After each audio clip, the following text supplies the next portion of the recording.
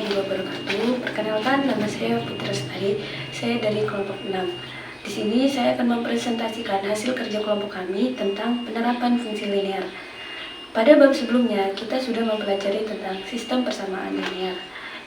Nah, pada bab 6 ini kami akan menjelaskan tentang penerapan fungsi linear.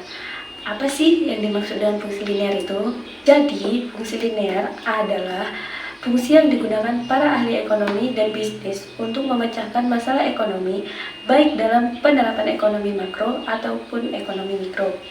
Apa saja sih contoh penerapan fungsi linear dalam matematika ekonomi? Yang pertama ada fungsi permintaan. Apa sih fungsi permintaan itu? Jadi, fungsi permintaan adalah hubungan antara jumlah produk yang diminta oleh konsumen dengan variabel-variabel lain yang mempengaruhi pada suatu periode tertentu. Dan secara matematisnya dapat ditulis sebagai berikut. Dapat disederhanakan juga sebagai berikut. Sedangkan bila ditransformasikan ke dalam bentuk fungsi persamaan linear yaitu sebagai berikut.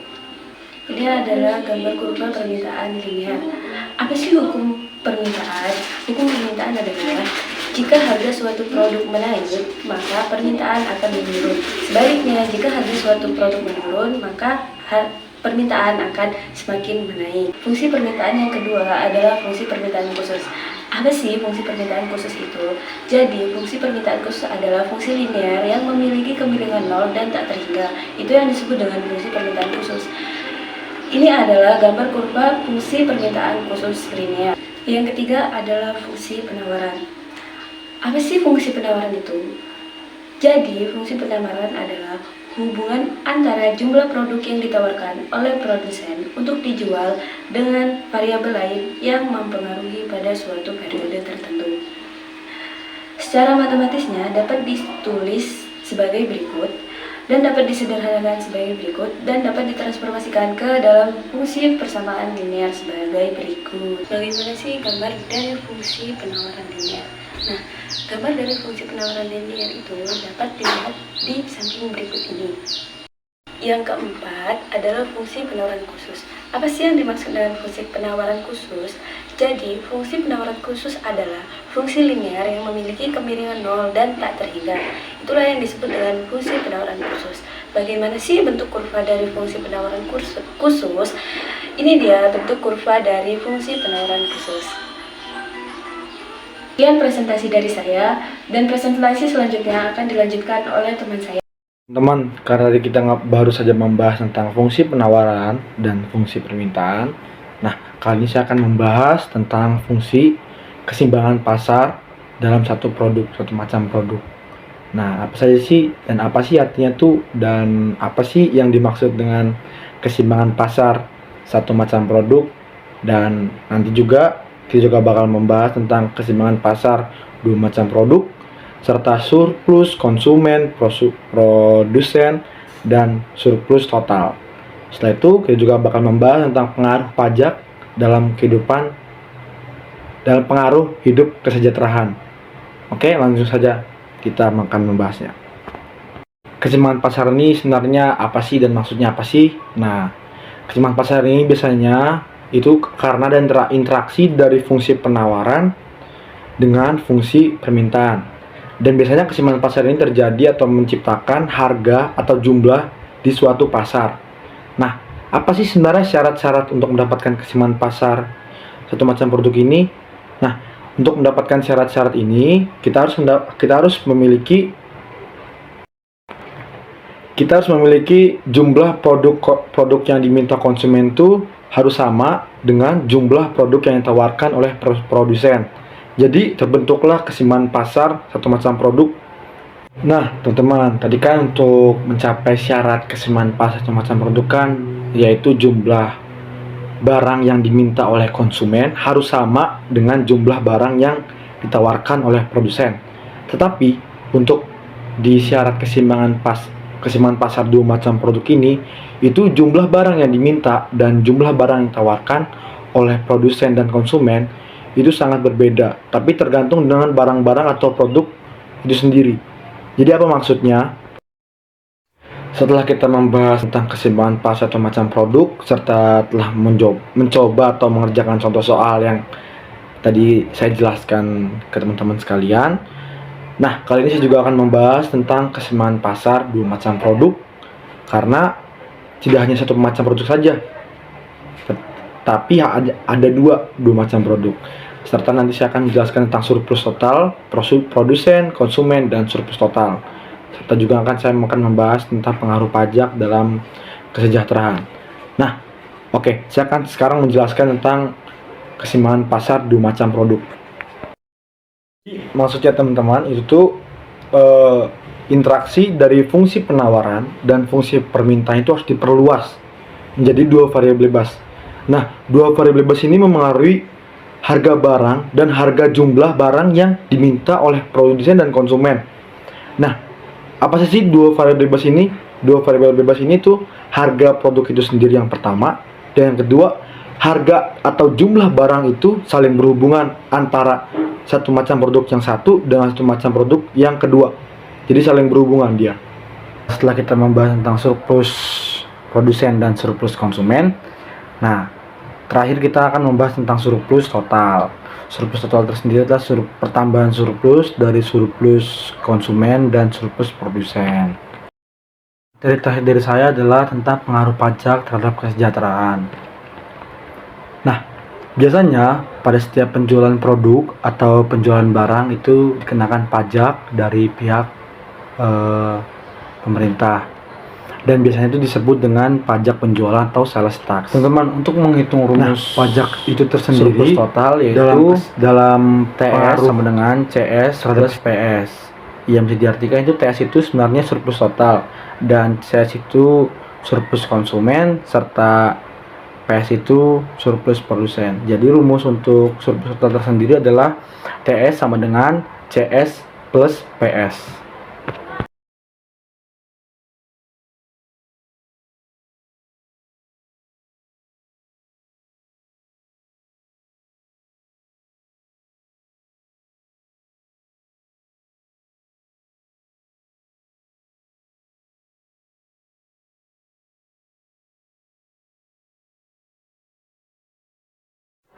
Untuk rumus fungsi permintaan tersendiri dalam pengaruh pajak terhadap kesejahteraan adalah P D kecil sama dengan F Q besar.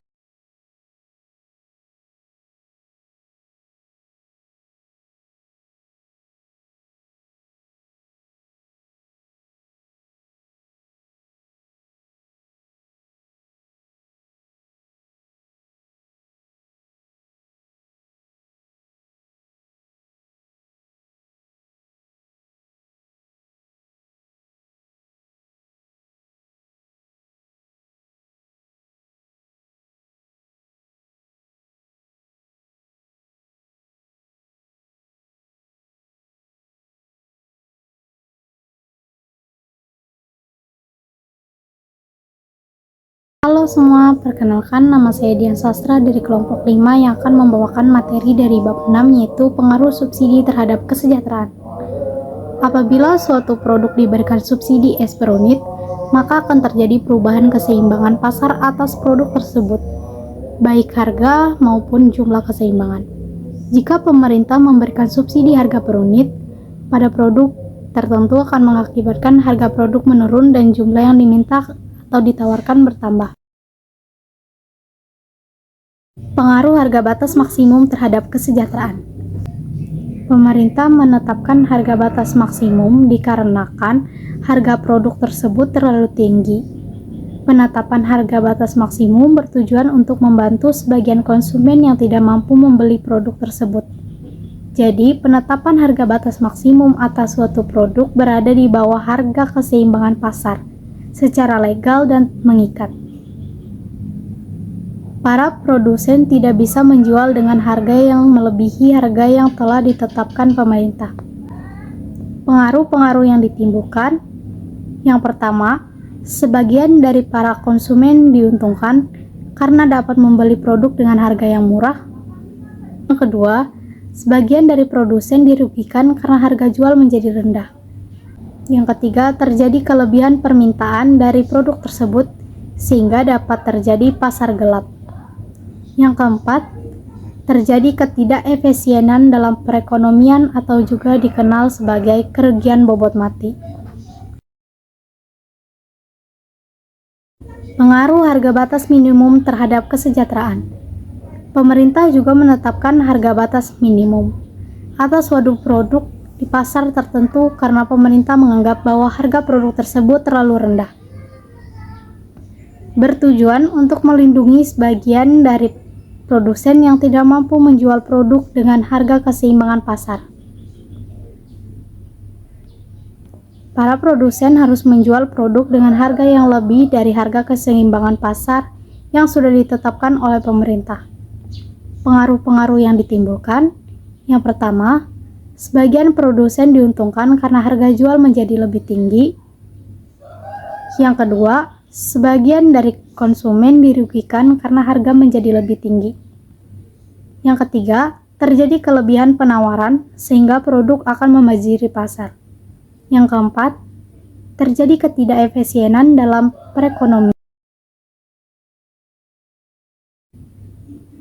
Pengaruh kota produksi terhadap kesejahteraan. Kebijakan ini dilakukan untuk mengurangi jumlah produk yang akan dijual di pasar. Kebijakan produk ini biasanya dilakukan pada produk-produk di sektor pertanian untuk membantu para petani. Kebijakan ini dilakukan untuk mengurangi jumlah produk yang akan dijual di pasar. Kebijakan ini dilakukan untuk mengurangi jumlah produk yang akan dijual di pasar. Kebijakan kota ini dilakukan pada produk-produk di sektor pertanian. Perkenalkan, nama saya Curaida Titin Marliana dari kelompok 5. Di sini saya akan melanjutkan presentasi teman saya mengenai materi pengaruh tarif dan kuota impor terhadap kesejahteraan, di mana pengertian tarif itu sendiri merupakan pajak atas suatu barang yang kita impor atau kita beli dari luar negeri, sedangkan kuota impor itu merupakan suatu batasan jumlah tertentu atas pembelian suatu barang. Nah, dari hal tersebut, pemerintah membuat kebijakan tarif dan impor yang berpengaruh terhadap kesejahteraan negeri, khususnya bagi pihak produsen maupun pihak konsumen.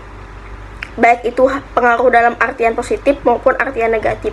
Contohnya nih, bagi pihak produsen, karena mahalnya konsumen membeli barang yang ada di luar negeri, kemungkinan membeli dari pihak dalam negeri membuat produsen memperbanyak jumlah produksi sehingga laba perusahaan bertambah. Namun bagi pihak konsumen hal itu merugikan karena membuat harga barang yang kita beli dari luar negeri itu lebih mahal karena adanya pajak. Kemudian ada materi analisis peluang pokok, di mana kita ada sebuah perusahaan yang kita lihat nih seberapa besar sih kemungkinan perusahaan tersebut berhasil dari seberapa banyak laba yang dihasilkan. Nih, hal tersebut ada dijelaskan baik secara rumus, contoh soal di dalam matematika ekonomi bisnis. Contohnya ya, di dalam pemasaran dan produksi ada tuh namanya perkiraan berapa besar sih penerimaan total yang diperoleh sebuah perusahaan, apakah cukup, apakah menutupi ataupun lebih maupun kurang dari biaya total produksi yang dihasilkan, apakah kita mengalami kerugian ataupun menghasilkan laba. Nah, selanjutnya di dalam fungsi penerapan linier ada juga tuh fungsi belanja, konsumsi, dan tabungan, di mana merupakan hubungan antara jumlah belanja konsumsi pribadi atas barang maupun jasa dalam rumah tangga konsumen dengan beberapa variabel yang berpengaruhnya. Contohnya nih, ada 7 variabel utama dalam fungsi belanja, konsumsi, dan tabungan. Seperti yang pertama, pendapatan pribadi, pajak perorangan, tingkat bunga real, kekayaan konsumen, hutang konsumen, kredit konsumen yang tersedia, dan keyakinan konsumen. Nah, hal tersebut juga dirumuskan nih di dalam PPT maupun makalah kami. Contoh soalnya pun sudah disiapkan secara jelas. Karena banyaknya materi kami, jadi kemungkinan susah untuk dijelaskan secara selengkapnya.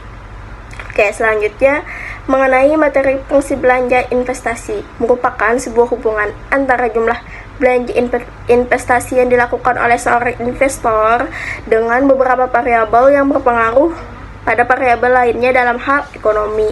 Contohnya nih ya, ada tingkat bunga, pendapatan real, pajak bisnis atau perusahaan, laba yang diharapkan dan keyakinan bisnis, serta pemanfaatan kapasitas. Oke, untuk materi selanjutnya akan dilanjutkan oleh teman saya. Terima kasih.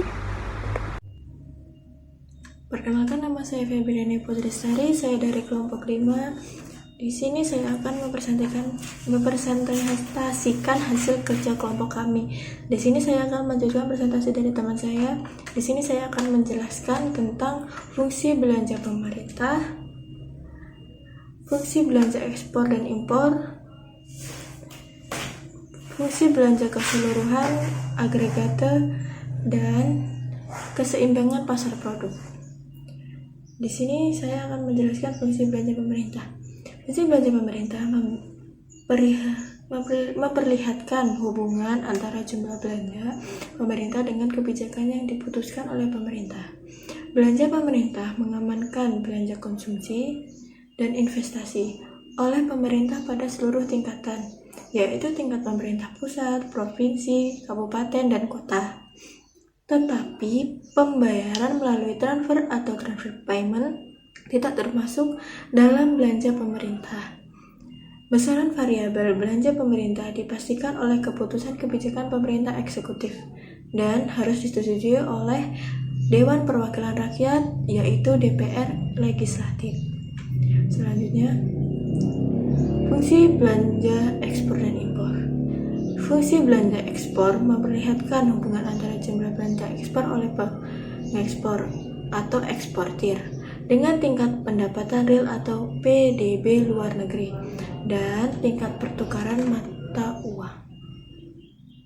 Kegunaan belanja impor memperlihatkan hubungan antara jumlah belanja impor oleh importir dengan tingkat penghasilan real domestik atau PDB dengan tingkat pertukaran mata uang dalam perekonomian pada suatu periode tertentu.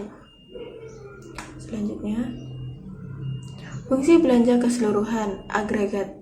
Kegunaan belanja keseluruhan ialah guna yang memberitahukan hubungan antara nilai belanja keseluruhan agregate expenditure dan nilai dari seluruh komponen belanja yang dilakukan oleh para pelaku ekonomi dalam perekonomian, yaitu 1. Pembelian konsumsi, 2. Pembelian investasi, 3. Pembelian pemerintah, serta 4. Pembelian ekspor dan impor. Selanjutnya, keseimbangan pasar produk telah dibahas pada subbab 6.4. Materi keseimbangan pasar satu